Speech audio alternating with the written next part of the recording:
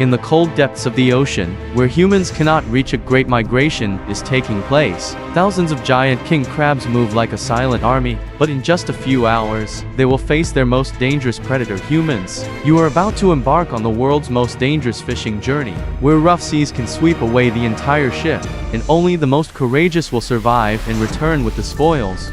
Watch until the end to find out how do crews harvest tons of king crab in the middle of an angry ocean, and what's really behind this million-dollar delicacy. The summer bay was rocking violently in the middle of a storm in the North Pacific. Huge waves were crashing against the ship's sides as if to swallow everything. But there was no time to hesitate. The crew engaged in a familiar battle, pulling the cage. And then poof, a flood of king crabs poured out, crashing into the steel tray. The crabs were big, strong, with long legs and full of sea mud, a worthy reward for hours of struggling with the wind and waves. Released back to the sea.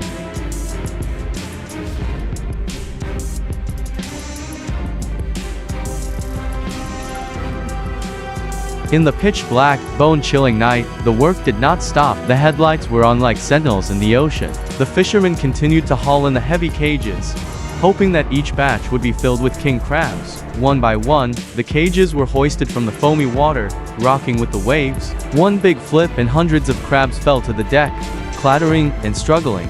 Hands were freezing, salt water splashed straight into the face, but no one stopped for even a second, because each cage was an opportunity and also a time pressure.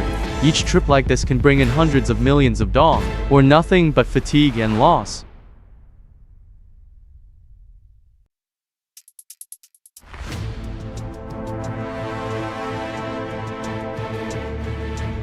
While humans chase king crabs from the surface of the ocean underwater, another predator has entered the fray. A giant stingray silently slithers across the soft sand, approaching the migrating crabs. It doesn't need speed. With a gentle slither and then, smack! The unfortunate crab is swallowed by its thick belly and rock-crushing teeth. King crabs may have thick shells and large claws, but against a skilled predator like a stingray, they stand little chance. The ocean is never a safe place, even for the most powerful-looking creatures.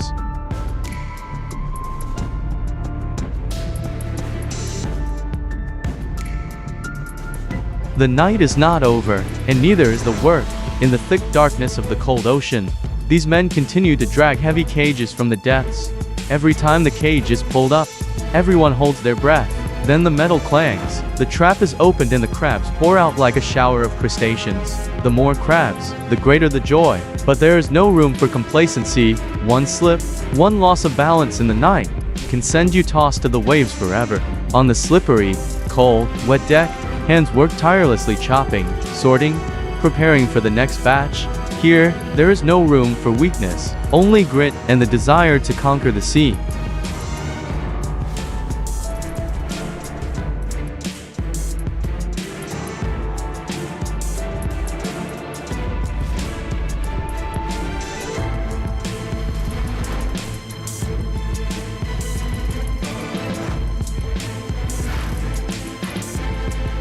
Not only in the deep sea, but also on the harsh ice, the crab hunt continues.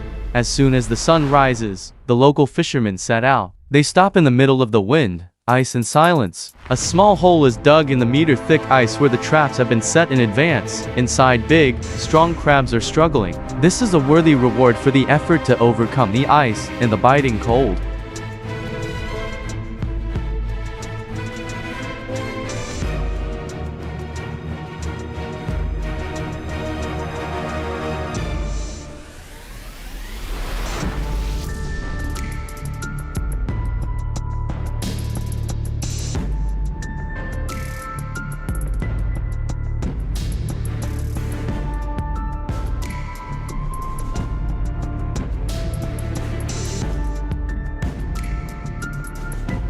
Crab fishing doesn't always take place on large ships far out at sea. Sometimes, all it takes is a small boat, a few ropes, and a pair of calloused hands, enough for a battle between man and sea. From the deck of the ship, swaying with each wave, the fishermen gently pull up the cage. The golden rope gradually becomes visible, signaling that the crab cage is near.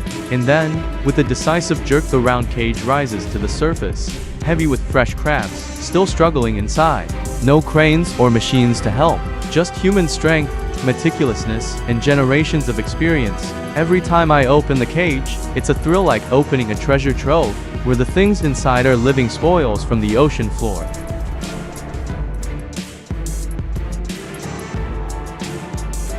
The last cage in the series of traps had just been pulled up, heavy, full, and packed tight, a sign of a bountiful catch. With a mighty flip, hundreds of king crabs poured out like a waterfall of crustaceans. The sound of claws clattering against each other mingled with the clanging of steel. The floor was covered with crabs. The largest ones were stacked on top of each other, their legs stiff, their claws long, living proof of the hunt on the ocean floor. The trap is carefully prepared. Inside, there is a tempting fresh bait, perhaps fish heads, raw meat, or dried squid, the smell of which is strong enough to call the crabs from a distance. Then, the cage is slowly lowered into the sea, disappearing into the opaque water, sinking into a world where sunlight cannot reach. They climbed over the cage walls, squeezed through the narrow gap, and then got stuck inside. One, then two, then dozens swarming around the bait box, fighting for every bite. But what they didn't know was that the door had closed behind them. Finally, after hours of waiting in the freezing cold sea, the heavy cage was pulled up from the ocean floor. Drops of water fell from the cage along with hundreds of king crabs, jostling and struggling in the narrow space. The fishermen quickly worked, tilting the cage towards the tray. And then, poof! A series of crabs poured down like a waterfall, covering the steel tray. Once the cages are filled with crabs, the next step is sorting, an essential part of the professional fishing process. Each king crab is lifted, given a quick inspection, and placed on a special metal measuring tape. If the claws and shells are up to standard size, they are kept. Those that are too small or not old enough to reproduce are released back into the sea.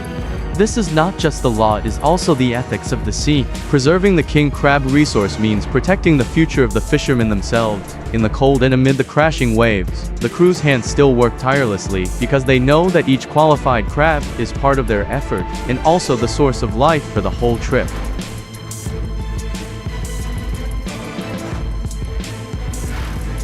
The rope floated on the surface, dragging the yellow buoy along with it, the only sign of the trap below.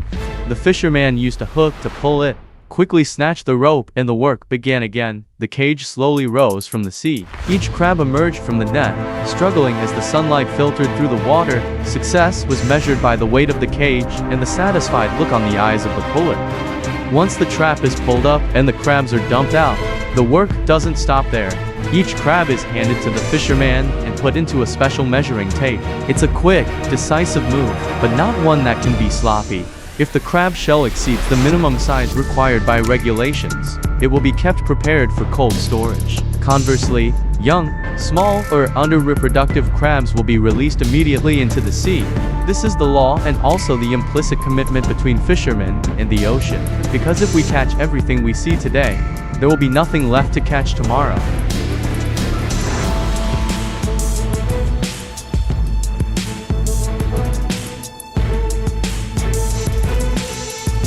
Amidst the white-capped waves that were constantly crashing against the ship's side, the crew held on firmly because the trap was ready to rise. The iron cage was lifted, heavy with crabs. Each lift was a struggle against gravity, against the wind and waves, and against human strength. When the cage was tipped over, boom! Each huge crab rolled down the chute, splashing seawater, creating the familiar sound of a bountiful day.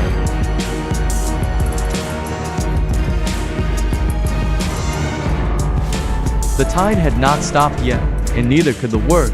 One cage after another was pulled up, each one heavy, soaked, and filled with the spoils of the ocean. The fishermen had to coordinate every move, from pulling the rope, hoisting the cages, to dumping the crabs onto the conveyor belt. Every move had to be quick, decisive, and not a single second could go by without error. After a long journey at sea, tons of crabs are brought ashore where the next cycle of the value chain begins. At processing facilities, crabs are sorted, cleaned, and quickly put into modern processing lines. Every step is strictly controlled to maintain maximum freshness. On the conveyor belt, the crabs go through each stage, from steaming, peeling, separating meat, to packaging, freezing, or pre-processing. Thank you for following our journey to catch king crabs. If you find it interesting, don't forget to like, subscribe to the channel, and turn on the bell so you don't miss the next video.